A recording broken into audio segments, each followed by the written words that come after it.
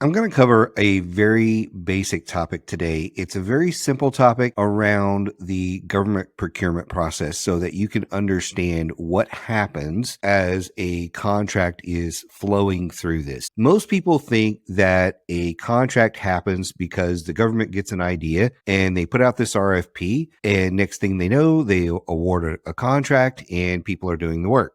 That's about 3 steps in the process of about a dozen or so. I want to cover what those dozen or so steps are today. So step 1 is the government identifying a need. Now, this isn't always the government just identifying a need like, oh, you know what? We need a new building because we've outgrown this one. Or, hey, you know what? Our contract for janitorial is expiring and we need a new one. It's not always like that.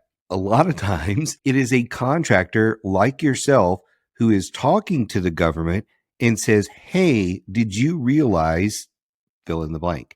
Hey, did you realize that even though you have this software program, this suite of tools, this whatever, that there's these 3 challenges? Are you aware of that? And oh, we could solve those challenges by doing fill in the blank. If you're on site, part of your job is helping them identify needs they may not even know they have and addressing problems they didn't know there was a solution for. Maybe they are aware that there's a frustration, there's a concern, there's an issue, but they don't think or don't know that there's actually a solution for it.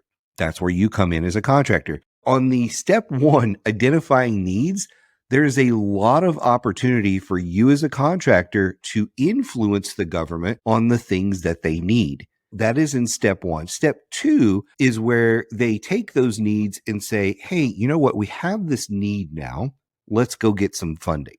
Depending on the size of the need determines on how they have to go get that funding. For example, if the need is really small, let's say it's under $10,000 under that micro purchase threshold level, they may just swipe a credit card. They may say, look, we've got some discretionary funds. We can spend up to X number of dollars on whatever we want without really adding to the budget. If the need is on the larger side, let's say it's a $25 million need, they likely have to go get that added to their budget. Depending on when you are in the budgeting cycle, they may have already submitted the budget for the next fiscal year, and that could be with Congress, it could be waiting for the president to sign. There's all kind of things there. So they may say, well, let's add it to next year's budget. So depending on where they are in the budgeting process, it could be 12, 24, 36 months before they get the funding to do something. Because guess what? That's how slow the government is.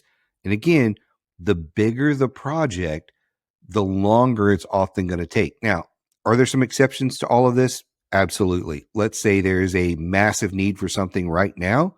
You've seen Congress go out there and just say, hey, let's pluck $400 bazillion out of the air and just award that to people and give that to whoever because that's what we want to do because we feel it's an emergency, right? They can do that. But in general, that's not how it happens. In general, the government's not going to say, hey, you know what? We want $4 million for this particular project. That's outside the budget for this year. Yeah, don't worry about that.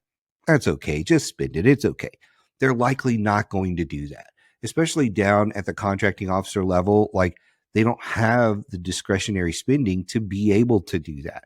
The only way that happens is if there is money that's already allocated for something and it's being redirected towards something else, and that is above their head, right? So the funding side of it can be a really long-term process. In fact, step 1 and 2, those 2 processes could take months, if not years. Step 3 is the market research phase. Again, I have seen the government in the market research phase for 1 to 2 years easily on something. Now, what happens in the market research phase? It's as simple as they conduct research. It's a little bit of everything under the sun. They could be looking in SAM. They could be looking in the small business directory. They could be searching Google and LinkedIn. They could be searching all their resources, and then they could start putting out RFIs and sources sought and things like that. So market research doesn't just mean they put out an RFI.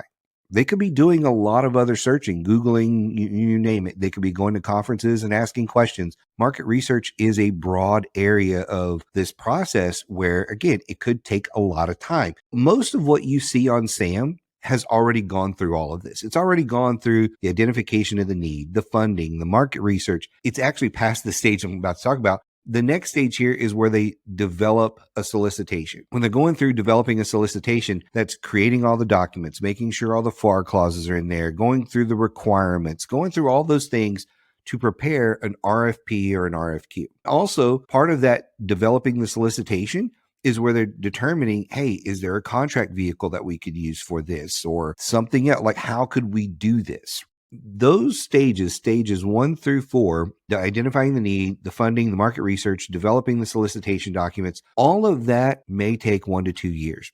Depends on the size of the need. Just be aware of that. Now, the good thing about that is you can interject your thoughts, your ideas. You can do what we call ghosting, where you are trying to highlight what makes you competitive, as well as highlight what makes your competition not so good in this case. You can do all of that through these phases because guess what? It hasn't gotten to the point of number 5 on my list where they publish the opportunity. Once they publish the opportunity and it gets in that full-on acquisition phase, that's where, for the most part, the influencing of the acquisition is done. There is often a Q&A period on that first week or two when they publish an opportunity, and that's really your final chance to actually get some sort of input into the solicitation. You can only influence it so much at that point, but there's still an opportunity at that point to be able to influence the opportunity by saying, hey, here are some things you hadn't thought about. Hey, we've been tracking this for a long time, and it looks like you guys have included this, and you probably shouldn't, or whatever it may be, right? You have the opportunity to make those changes in that first week or two. After that, it's done because they publicized it. They're technically not supposed to be talking to you or anything like that. It's game time for them. Once they publicize an opportunity, you're usually going to see 2 to 4 weeks for the public to respond. After the public responds, that is where, the bids are going in and things like that. After that stage, there's the evaluation of the bids. Now, they all go into a dark room and select the winner, right? That's not exactly how it happens for the most part. There is a selection committee. They review different things about the document. You have people that review the pricing separately and things like that, so they can't see, oh, it's company ABC and here's the pricing, all that. Those things get reviewed separately. And then basically what happens after they evaluate the bids and proposals is they select a vendor. Once they select a vendor, there's a contract award that happens where everybody is notified, winners, losers, all that kind of stuff that happens. And then now it's moved on to contract administration. During contract administration is where you are actually working with the customer. So if you're the winner, you're working with them, whether it's delivering power strips or delivering complicated IT solutions or janitorial or cybersecurity, whatever it is, you're working with the customer to get that done. Now, you may not be working with the end user, depending on how large or small it is. Again, if it's power strips and a contracting officer went and bought, $50,000 worth of power strips, there's a good chance they're not going to say, well, you need to talk to the project manager and get to know them. And yeah, it's probably not going to happen. But in other situations where you're doing services, you're absolutely going to get to meet a lot of those people. The more complicated, the more people you're going to meet because they need you to work with those folks. The contract administration phase is, again, where you have a large opportunity to influence future actions with that agency. You can be talking to them about those problems that you've identified, going back to step number 1. And instead of asking them for a new contract, you could say, look, we could do a contract modification here, often called a contract mod. We can do a contract mod, and you could add some work to this existing contract. That's often how contracts go from, say, $1 million to $1.5 million, $2 million, whatever it may be, or 10 million to 12 million or whatever, because the government says, oh, there's already a contract in place. We already have terms. We can add money to this. There's processes and procedures for them to do it, but that can happen. So that's one way you can grow a contract and influence it. The other way here is, again, spotting different needs while you're working in that contract administration phase. I highly recommend, as you're going through that, you don't just put your head down and execute. You look for opportunities to bring up other things. And we did a podcast on this a while back, but there are reports that you can ask your employees to fill out every month, depending on what they're doing, every weekly, on how to feedback intelligence to you. I won't get into all that today, but just understand that is an opportunity for you to grow with that client during the contract administration phase.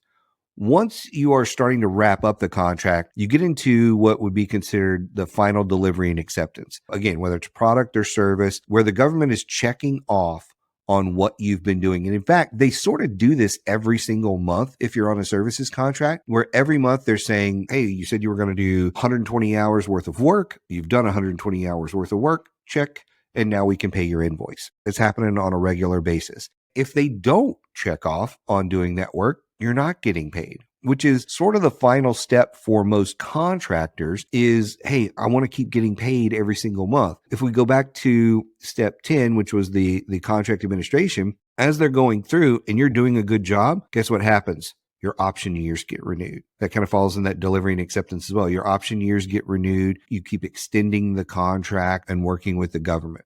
Finally, we have contract closeout. There's actually a formal process where they go through the contract closeout and it's deemed over and done. You have delivered on everything. They've paid you. There's no obligation on either side at this point. I wanted to walk through this process with you so you would get an understanding of what the life cycle is of a contract to understand how things can be walked through this and what's going on in the government. Because I think a lot of times people get frustrated because they think it is really, hey, the government wants to buy this. They put in an RFP, we deliver, they pay us. That's it. Now, I just outlined 13 plus steps here that have to happen on their side because this is a formal thing, regardless of the size. It's a formal thing that the government's going through. So now that you're armed with that, I hope that helps you understand how the government works. If you have any questions, reach out anytime. I really hope you enjoyed the podcast today. If you did, I would really appreciate it if you would like and subscribe to the podcast and screenshot it and tag me on LinkedIn or whatever social media you use. So thank you again for joining us today, and we'll see you next time.